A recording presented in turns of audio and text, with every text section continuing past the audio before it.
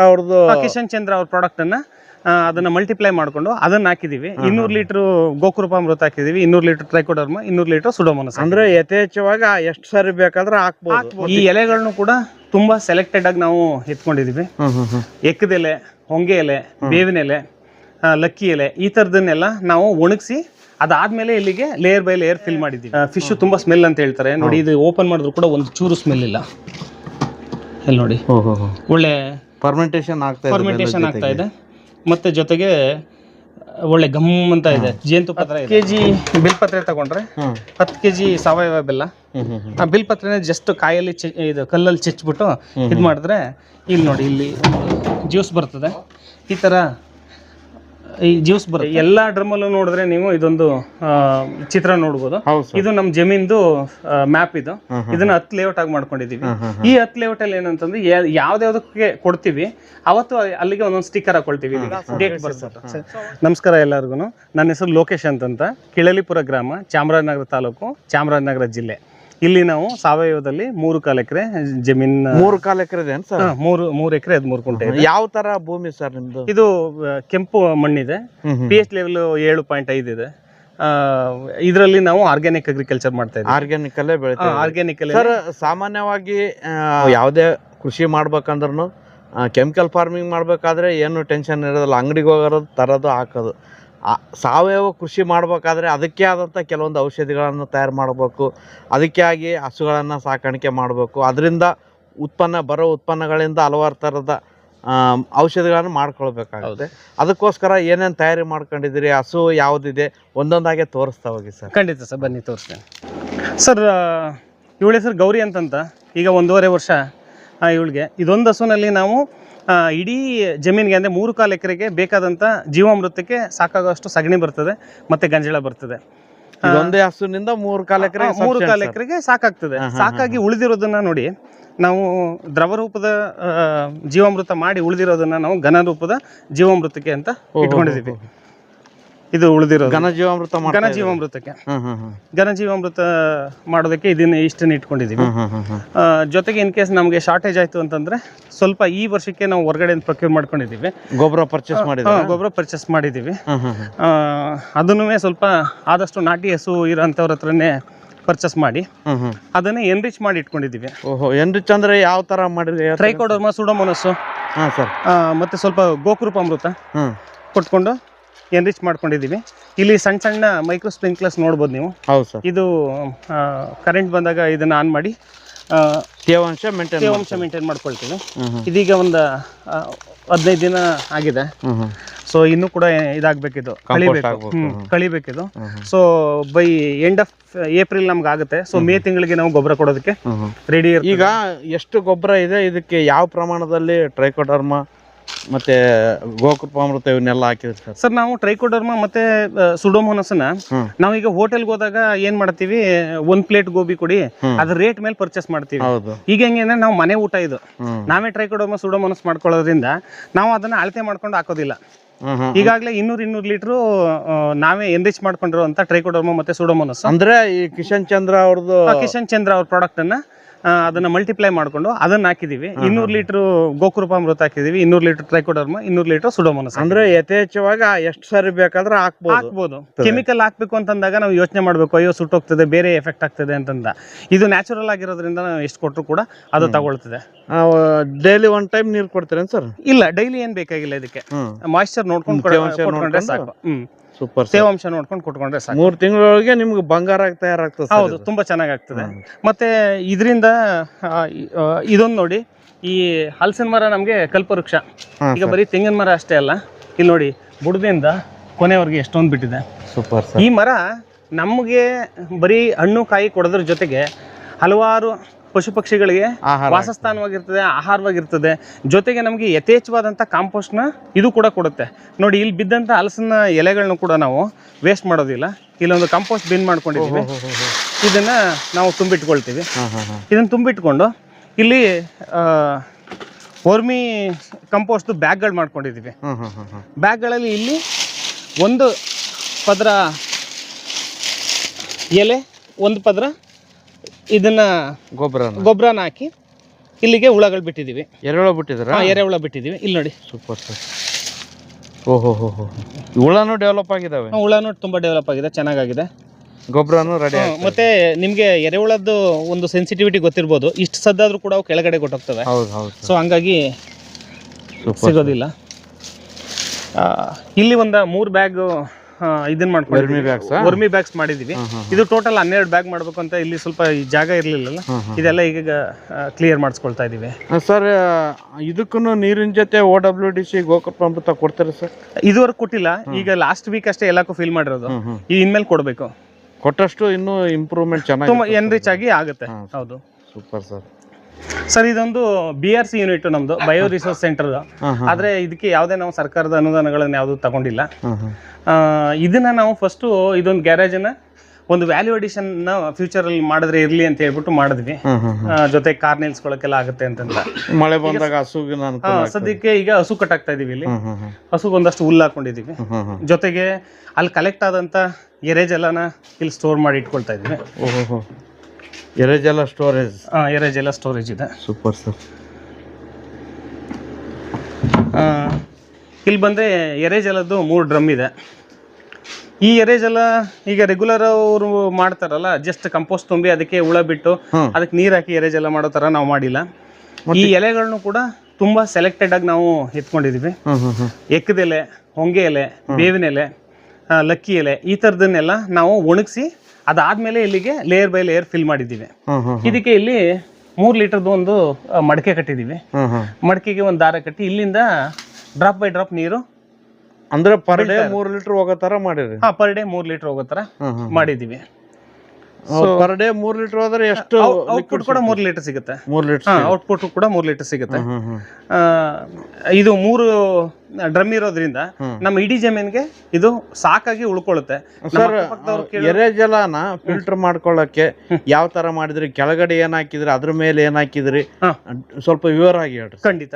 ಈಗ ಮೊದಲು ಡ್ರಮ್ ಕೆಳಗಡೆ ಏನ್ ಮಾಡಿದೀವಿ ನಾವು, ಒಡೆದೋಗಿರೋಂತ ಇಟ್ಟಿಗೆ 4 ಇಂಚ್ ಹಾಕೊಂಡಿದೀವಿ. ಇಟ್ಟಿಗೆ ಚೂರುಗಳ 4 ಇಂಚ್ ಅಷ್ಟು ಒಡೆದೋಗಿರೋ ಇಟ್ಟಿಗೆ ಚೂರ್ನ ನೀಟಾಗಿ ವಾಶ್ ಮಾಡಿ ಅದ್ರದ್ದು ಕಸ ಎಲ್ಲ ಹೊರಗಡೆ ಬರೋ ತರ ಮಾಡ್ಕೊಂಡಿದೀವಿ. ಅದಾದ್ಮೇಲೆ 40 mm ಜೆಲ್ಲಿ ಹಾಕೊಂಡಿದೀವಿ, ಅಥವಾ ಕಾಡ್ ಕಲ್ಲಾದ್ರೂ ಪರವಾಗಿಲ್ಲ, ಜಮೀನಲ್ಲಿ ಸಿಕ್ಕಿದ್ರು. ಅದಾದ್ಮೇಲೆ ಸಣ್ಣ ಜೆಲ್ಲಿ 20 mm ಜೆಲ್ಲಿ, ಯಾಕೆ ಅದು ಇಷ್ಟ ಆಗುತ್ತೆ. ಇಷ್ಟಕ್ಕೆ ನಾವೇನ್ ಮಾಡಿದ್ವಿ, ಒಂದು ಫೈಬರ್ ಮೆಶ್ ಇದ್ರು ಹಾಕ್ಬೋದು, ಇಲ್ಲ ಅಂತಾನೆ ಮನೆಯಲ್ಲಿ ವೇಸ್ಟ್ ಸೀರೆ ಅದಿದ್ರು ಕೂಡ ಹಾಕ್ಬೋದು, ಅದು ಜಸ್ಟ್ ಫಿಲ್ಟರ್ ಆಗೋದಕ್ಕೆ. ಅದಾದ್ಮೇಲೆ 1 ಲೇಯರ್ ಏನ್ ಮಾಡಿದೀವಿ, ತೆಂಗಿನಕಾಯಿದು ಮಟ್ಟೆ ಬರುತ್ತಲ್ಲ, ತೆಂಗಿನಕಾಯಿ ಮಟ್ಟೆನ ಹಿಂಗ್ ಹಾಕಿದೀವಿ. 1 ಲೇಯರ್ ಅದನ್ನ ಹಾಕಿ, ಆಮೇಲೆ ನಮ್ಮ ಹತ್ರ ಒಣಗಿರೋ ಸಗಣಿ, ಹಸಿ ಸಗಣಿ ಹಾಕ್ಬಾರ್ದು, ಅದು ಮೀಥೇನ್ ಕಂಟೆಂಟ್ ಜಾಸ್ತಿ ಇರ್ತದೆ. ಸಾಮಾನ್ಯ ಕೆಲವರು ಏನ್ ಮಾಡ್ತಾರೆ, ಹಸಿ ಸಗಣಿ ಹಾಕಿ ಅದಕ್ಕೆ ಎಲೆಗಳು ಹಾಕಿ, ಅದೇನಾಗುತ್ತೆ ಮೀಥೇನ್ ಇದಕ್ಕೆ ಹೀಟ್ಗೆ ಅದು ಸತ್ತೋಗ್ಬಿಡ್ತೇವೆ, ಬದುಕೋದಿಲ್ಲ. ಅವಾಗ ನಾವೇನ್ ಮಾಡಿದ್ವಿ, ಒಣಗಿರೋ ಸಗಣಿ ಮತ್ತೆ ಎಕ್ಕದೆಲೆ 1 ಲೇಯರ್, ಒಣಗಿರೋ ಸಗಣಿ ಮತ್ತೆ ಹೊಂಗೆ ಎಲೆ 1 ಲೇಯರ್, ಒಣಗಿರೋ ಸಗಣಿ ಮತ್ತೆ ಬೇವಿನ ಎಲೆ 1 ಲೇಯರ್, ಈ ತರದನ್ನ ಹಾಕೊಂಡು ಫಸ್ಟ್ ಫಿಲ್ ಮಾಡ್ತೀವಿ. ಫಿಲ್ ಮಾಡಿ ಒಂದು 8-10 ದಿನ ಏನ್ ಮಾಡ್ತೀವಿ, ಒಂದೊಂದು ಬಿನ್ಗೆ ನೀರ್ ಹಾಕ್ತಿವಿ. ಫಸ್ಟ್ ಇದಕ್ಕೆ ಒಂದೊಂದು ಬಿನ್ಗೆ ನೀರು, ಅದು ಔಟ್ಪುಟ್ ಆಗುತ್ತೆ. ಅದು ಎರೆಜಲ ಅಲ್ಲ, ಅವಾಗ ಇನ್ನ ಹುಳ ಬಿಟ್ಟು 10 ದಿನದವರೆಗೂ ಹೆಂಗ್ ಬಂದು ಹಂಗೆ ಹೋಗುತ್ತೆ. ಸೊ ಅದಾದ್ಮೇಲೆ ಕೈ ಹಾಕಿ ನೋಡಿದಾಗ ತಂಪಾಗಿರ್ಬೇಕು, ಸ್ವಲ್ಪನೂ ಬಿಸಿ ಇರ್ಬಾರ್ದು. ಆ ಟೈಮ್ ಒಂದ್ ತಂಪಾದ್ಮೇಲೆ ನಾವು ಅಲ್ಲಿಗೆ ಹುಳ ಬಿಡ್ತೀವಿ, ಎರೆಹುಳ ಬಿಡ್ತೀವಿ. ಎರೆಹುಳ ಒಂದೊಂದು ಡ್ರಮ್ಗೆ ನಾವು 1.5 kg ಅಷ್ಟು ಬಿಟ್ಟಿದ್ದೀವಿ. 1.5 kg ಬಿಟ್ಟಿದ್ದೀವಿ. ಈಗಾಗಲೇ ಅದು ನಾವು ಬಿಟ್ಟು 15 ದಿನ ಆಯ್ತು, 1.5 ತಿಂಗಳಾಯ್ತು. 1.5 ತಿಂಗಳಾಗಿದೆ. ಇಲ್ಲಿ ನೋಡಿ, ಇಲ್ಲಿ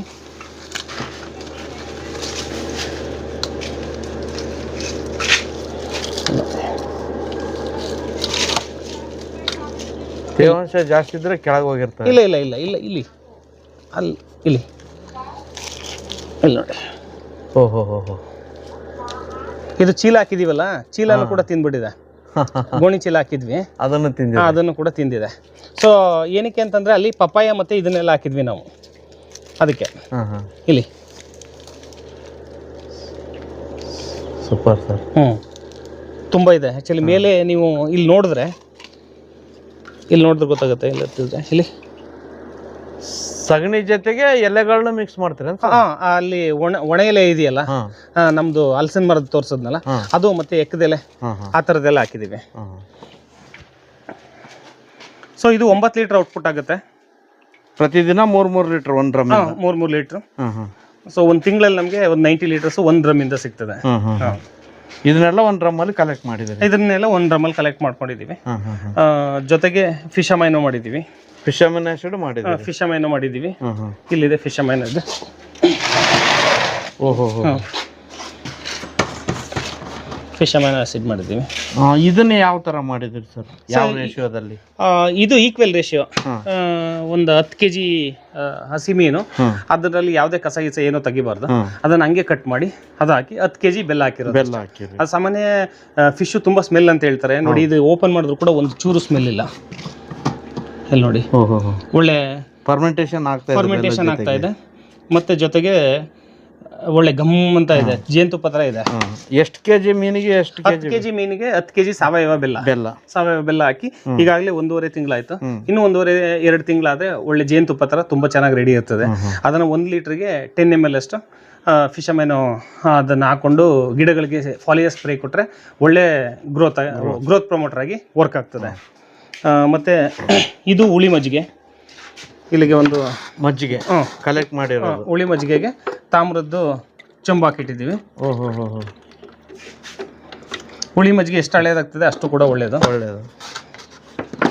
ಇದನ್ನು ಕೂಡ ಫಾಲಿಯರ್ ಸ್ಪ್ರೇ ಆಗಿ ಕೊಡ್ತೀವಿ.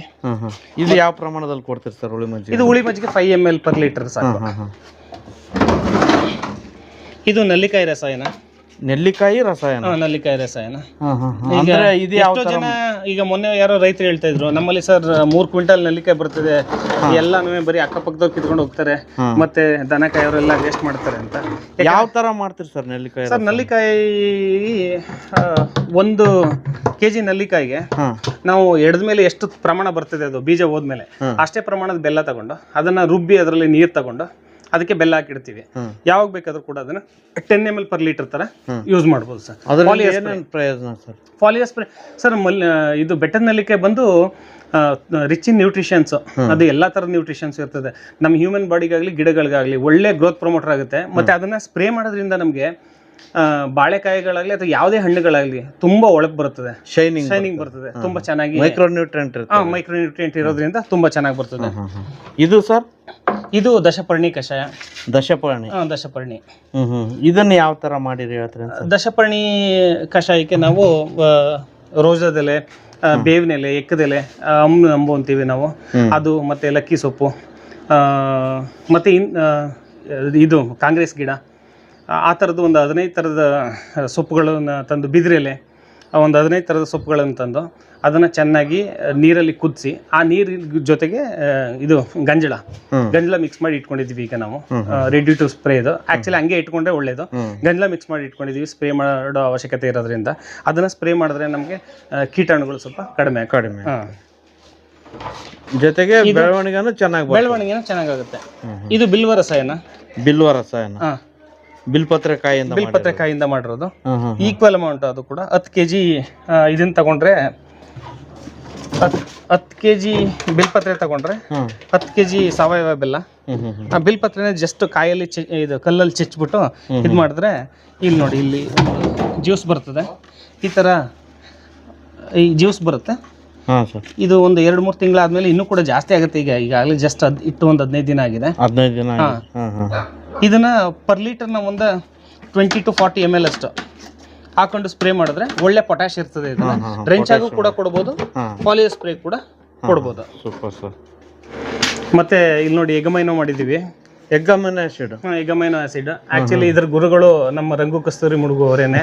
ಯಾಕಂತಂದ್ರೆ ಪ್ರತಿ ಸಲನೂ ಇಲ್ಲಿ ನೋಡಿ ಸರ್ ಎಷ್ಟು ಗಮ್ ಅಂತ ಇದೆ. ಎಗ್ಗು ಸಾಮಾನ್ಯವಾಗಿ ಸ್ಮೆಲ್ ಬರ್ತದೆ, ಕೆಟ್ಟ ಸ್ಮೆಲ್ ಬರ್ತದೆ. ಇದಕ್ಕೆ ಎಗ್ಗು ಮತ್ತೆ ನಿಂಬೆ ರಸ.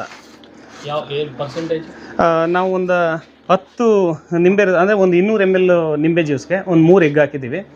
ಸ್ವಲ್ಪ ಒಂದು 50 ಗ್ರಾಮ್ ಅಷ್ಟು ಸಾವಯವ ಬೆಲ್ಲ ಹಾಕ್ಕೊಂಡಿದ್ದೀವಿ.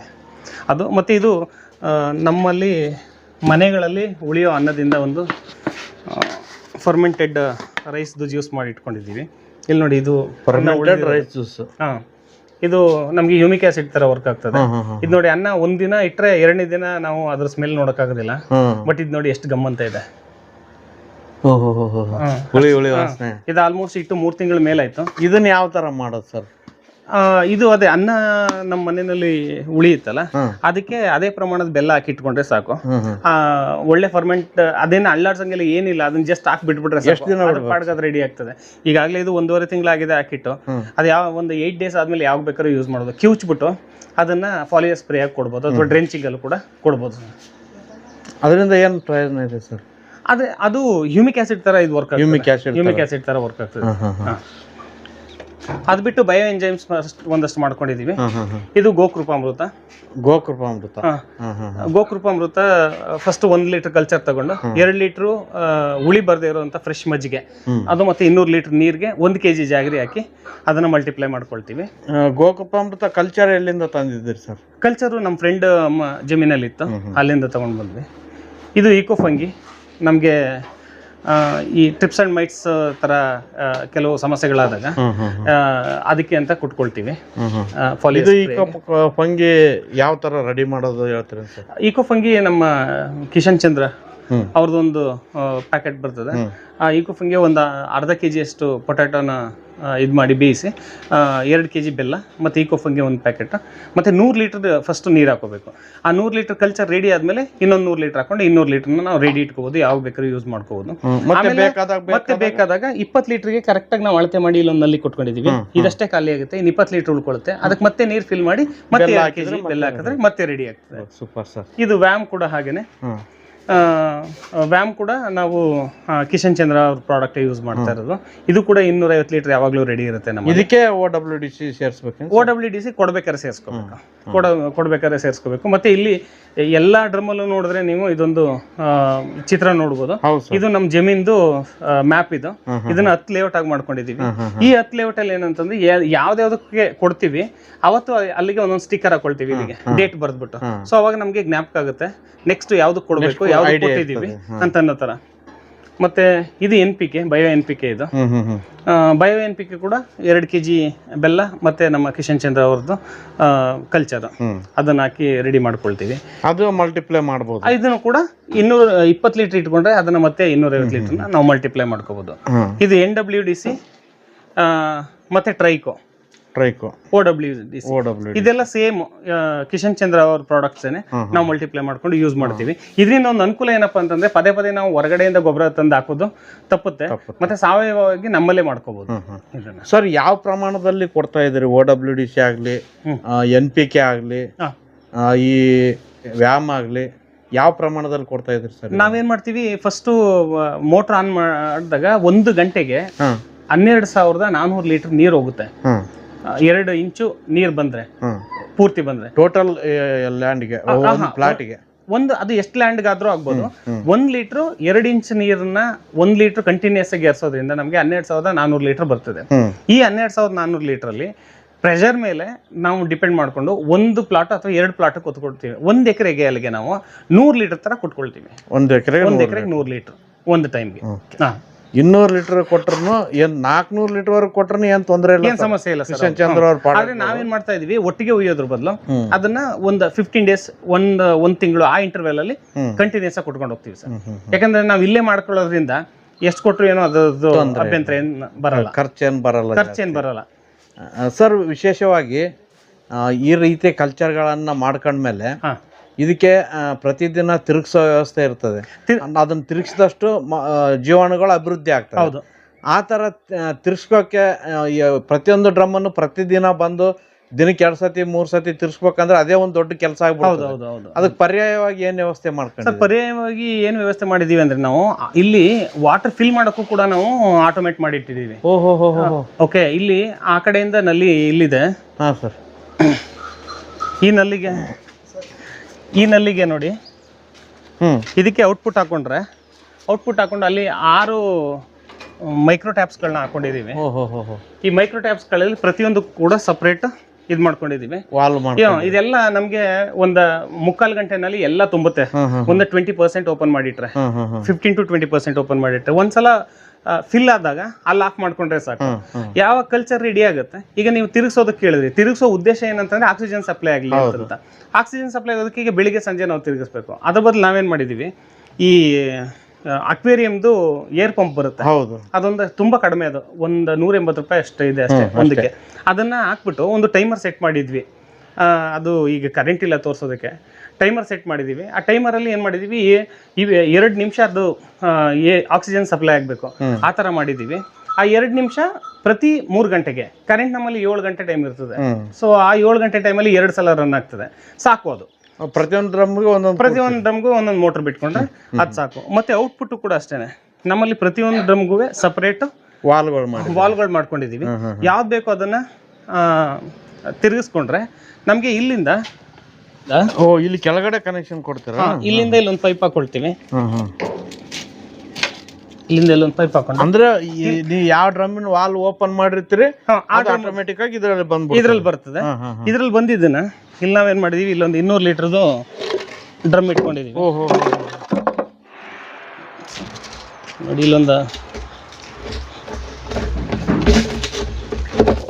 ಇಲ್ಲಿ 200 ಲೀಟರ್ ಡ್ರಮ್ ಇಟ್ಕೊಂಡಿದೀವಿ. ಅಲ್ಲಿ ಹೋಗಿ ಆನ್ ಮಾಡ್ತೀನಿ.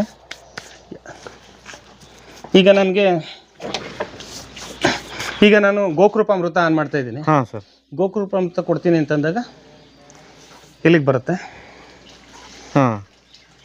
ಇಲ್ಲಿ ಬರುತ್ತೆ. ಈ ಡ್ರಮ್ ಅಲ್ಲಿ ಸ್ಟೋರೇಜ್ ಆಗುತ್ತೆ, ಅದನ್ನ ಫಿಲ್ ಮಾಡ್ಕೊಳ್ತೀವಿ. ಅಥವಾ ನಮಗೆ ಒಂದ್ ವೇಳೆ OWDC ಮತ್ತೆ ಟ್ರೈಕೋ ಎರಡೂ ಕೊಡ್ಬೇಕು ಅಂತಂದಾಗ ಮತ್ತೆ ಎರಡನ್ನ ಆನ್ ಮಾಡೋದು. ಸೊ ಇಲ್ಲಿ ಫಿಲ್ ಮಾಡ್ಕೊಂಡಿದ್ದೇನೆ ನಾವು. ಇಲ್ಲಿಂದ ಇಲ್ಲಿಗೆ ಒಂದು ಈ ತರ ಒಂದು 1/2 HP ಮೋಟರ್ ಇಟ್ಕೊಂಡಿದ್ದೀವಿ. ಇಲ್ಲಿಂದ ಮೇನ್ ಲೈನ್ಗೆ ತಳಿಸ್ತೀವಿ. ಮೇನ್ ಲೈನ್ ತಳಿಸೋದ್ರಿಂದ ಅಲ್ಲಿ ವಾಲ್ವ್ ಇದೆ, ಯಾವ್ಯಾವ ಇದಕ್ಕೆ ಪ್ಲಾಟ್ ಬೇಕು ಅದಕ್ಕೆ ಆಟೋಮೆಟಿಕ್ ಆಗಿ ಡ್ರೆಂಚ್ ಆಗುತ್ತೆ. ಸೂಪರ್ ಸರ್, ವೆಂಚುರಿನ ಅವಸರ ಇಲ್ಲ ನಿಮಗೆ. ವೆಂಚುರಿ ಹಾಕೊಂಡ್ರೆ ಮೋಟರ್ ಮೇಲೆ ಪ್ರೆಷರ್ ಬೀಳುತ್ತೆ ಅಂತ ಹೇಳ್ಬಿಟ್ಟು ತೆಗೆಸ್ಬಿಟ್ಟಿದೀವಿ ನಾವು. ಹಂಗಾಗಿ ಎಕ್ಸ್ಟರ್ನಲ್ ಆಗಿ 1/2 HP ಮೋಟರ್ ಹಾಕೊಂಡಿದೀವಿ. ಒಳ್ಳೆ ಐಡಿಯಾ, ವೆಂಚುರಿ ಅವಶ್ಯಕತೆ ಇಲ್ಲ ಇದು. ಸೂಪರ್ ಸರ್, ತುಂಬಾ ಚೆನ್ನಾಗಿ ಮಾಡ್ಕೊಂಡಿದ್ದೀರಿ ಸರ್. ಸರ್, ವಿಶೇಷವಾಗಿ ಇವುಗಳ ಬಳಕೆ ಮಾಡೋದ್ರಿಂದ ನಿಮ್ಗೆ ಯಾವ ತರ ನಿಮ್ ತೋಟದಲ್ಲಿ ಬದಲಾವಣೆ ಕಂಡಿದ್ದೀರಿ? ಬದಲಾವಣೆ ಮೈಕ್ರೋ ಆರ್ಗನಿಸಮ್ಸ್ ನ ಅಬ್ಸರ್ವ್ ಮಾಡ್ತಾ ಇದೀವಿ, ತುಂಬಾ ಚೆನ್ನಾಗಿದೆ. ಮತ್ತೆ ಸಾಯಿಲ್ ಕಂಡೀಷನ್ಸ್ ತುಂಬಾ ಇಂಪ್ರೂವ್ ಆಗಿದೆ. ಮತ್ತೆ ಗಿಡಗಳು ಕೂಡ ಗ್ರೀನ್ ಆಗಿದೆ. ಬೇರೆಯವರು ಕಂಪ್ಲೇಂಟ್ ಮಾಡ್ತಾ ಇರೋ ಅಷ್ಟು ರೋಗ ರುಜಿನಗಳು ನಮ್ಮ ಜಮೀನಲ್ಲಿ ಇಲ್ಲ. ಅದೆಲ್ಲದಕ್ಕಿಂತ ಹೆಚ್ಚಿಗೆ ಅದೇ ಈಗ ಕೆಮಿಕಲ್ಗೆ ಹೋಗಿ ಕಾಸು ಹಾಳು ತಲೆನೋವು ಬೋಳು ಅಂತಾರಲ್ಲ, ಆ ಸಮಸ್ಯೆ ನಮ್ಮಲ್ಲಿಲ್ಲ. ಭೂಮಿ ಯಾವ ತರ ಇಂಪ್ರೂವ್ ಆಗಿದೆ? ಭೂಮಿ ನಮಗೆ ಸಾಯಿಲ್ ಸ್ಟ್ರಕ್ಚರ್ ತುಂಬಾ ಇಂಪ್ರೂವ್ ಆಗಿದೆ, ಮತ್ತೆ ತುಂಬಾ ಮೃದುವಾಗಿದೆ. ಮತ್ತೆ pH ಲೆವೆಲ್ ಕೂಡ ನಮಗೆ 7.5 ಇತ್ತು, ಅದು ಗ್ರಾಜುವಲಿ ರೆಡ್ಯೂಸ್ ಆಗ್ತಾ ಇದೆ. ಕ್ಷಾರೀಯ ಅಂಶ ಕಡಿಮೆ ಆಗ್ತಾ ಇದೆ. ಮತ್ತೆ ಎರೆಹುಳ ಪ್ರತಿ ಪ್ಲಾಟಲ್ಲೂ ಸಿಗ್ತಾ ಇದೆ ಈಗ ನಮಗೆ. ಸರ್, ವಿಶೇಷವಾಗಿ ಈ ಟ್ರೈಕೋಡರ್ಮ ಆಗಲಿ, ಗೋಕೃಪಾಮೃತ ಆಗಲಿ, ನಮ್ಮ ಎರೆ ಜಲ ಆಗಲಿ, ಇವನ್ನ ಪ್ರಯೋಗ ಮಾಡ್ಬೇಕಾದ್ರೆ ಕೆಲವೊಂದು ಕಾಂಬಿನೇಷನ್ ಯಾವ ತರ ಮಾಡ್ತೀರಿ? ಯಾಕಂದ್ರೆ ಡೋಸ್ ಒಂದೇ ಆಗ್ಬಾರ್ದಲ್ಲ. ಹೌದು. ಈಗ ನಾವು NPK ನೆಲ್ಲ ಏನ್ ಮಾಡ್ತೀವಿ, ನಾವು ತಿಂಗಳಿಗೆ ಒಂದ್ಸಲ ಕೊಡ್ತಾ ಇದೀವಿ ಅಷ್ಟೇ. ಬಟ್ ಎರೆಜಲ ಎಲ್ಲ ಬರೀ ಫಾಲಿಯರ್ ಸ್ಪ್ರೇ ಮಾಡ್ಕೊಳ್ತಾ ಇದ್ದೀವಿ, ಡ್ರೆಂಚ್ ಕೊಡ್ತಾ ಇಲ್ಲ. ಸೊ ಆ ರೀತಿ ಕಾಂಬಿನೇಷನ್ ಅಲ್ಲಿ ನಾವು ಕೊಡ್ತಾ ಇದ್ದೀವಿ. ಮತ್ತೆ ಈ WDC NPK, WDC ವ್ಯಾಮ್ ಈ ತರ ಕೊಡ್ತಾ ಇದ್ರೇನು ಸರ್? OWDC ಮತ್ತೆ ಅಂದ್ರೆ ಯಾವುದೇ ಕೊಡ್ಬೇಕಾದ್ರೂ ಅದ್ರ ಜೊತೆಗೆ OWDC ಕೊಡ್ತಾ ಇದ್ದೀರಾ? ಇಲ್ಲ, ಯಾವ್ದು ಕೊಡಬೇಕಾದ್ರೂ ಕೂಡ OWDC ಕೊಡೋಕ್ಕಾಗೋದಿಲ್ಲ. ಯಾಕಂತಂದರೆ ನಾನು ಲಾಸ್ಟ್ ಟೈಮ್ ಕೃಷಿ ವಿಜ್ಞಾನಿಗಳ ಜೊತೆ ಮಾತಾಡ್ತಾ ಇರ್ಬೇಕಾದ್ರೆ ನಾವು ಟ್ರೈಕೋ ಇದು ವ್ಯಾಮ್ ಜೊತೆ OWDC ಕೊಡ್ಬೋದು, ಬಟ್ ಅದೇ ಟ್ರೈಕೋ ಜೊತೆ ಕೊಟ್ಟರೆ ಅದಷ್ಟು ನೀಟಾಗಿ ಕೆಲಸ ಮಾಡಲ್ಲ ಅಂತ ಹೇಳ್ತಾ ಇದ್ರು. ಸೊ ಹಂಗಾಗಿ ಅದ್ರ ಪ್ರಕಾರನೇ ಕೊಡ್ತಾ ಇದೀವಿ. ಟ್ರೈಕೋ ಮತ್ತೆ ಸೂಡೋಮೋನಾಸ್ ಕೊಡ್ಬೇಕಾದ್ರೆ ಅದನ್ನೇ ಸಪ್ರೇಟ್ ಕೊಟ್ಕೊಂಡು OWDC ಮತ್ತೆ ವ್ಯಾಮನ್ನ ಮಿಕ್ಸ್ ಮಾಡಿ ಕೊಟ್ಕೊಳ್ತಾ ಇದ್ದೀವಿ.